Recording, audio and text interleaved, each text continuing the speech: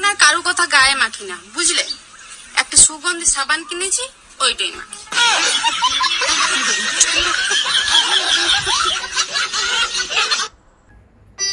ওই শোনো, আরে আমি রান্না করতে যাচ্ছিলাম, ভাবলাম তোমায় একবার জিজ্ঞেস করে নি কি বানাই বলো তো, খিচুড়ি না বিরিয়ানি?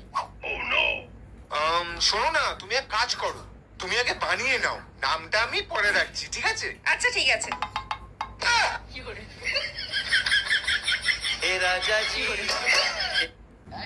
রিমোটে কাজ করে না, নষ্ট হয়ে গেছে নাকি? আরে না, নষ্ট হয় না। হাতের উপরে 3টা বাড়ি মারো, দেখবে ঠিকই চলবে। হ্যাঁ এবার ঠিক আছে, তোমার মাথায় বুদ্ধি আছে। রিমোটটাও তোমার মতো, মায়ের না খাইলে কাজ করে না। বাবা, ও সবসময় শুধু আমাকে ভয় দেখায়। তুই শুধু ওকে ফোনটা দে। হ্যাঁ হ্যাঁ দিচ্ছি। এ নাও ফোনটা ধরো। বাবাকে আমি সব বলে দিয়েছি, এবার তুমি ঠেলা বুঝবে। হ্যাঁ বাবা বলুন। এই সব আমি কি শুনছি? তুমি নাকি সব সময় মেয়েকে ভয় দেখাও, এটা কি ঠিক? না না, আসলে বাবা চুপ করো, শুধু টেকনিকটা বলো, কি করে আমিও তোমার শাশুড়ি মাকে এরকম ভাবে জব্দ করবো।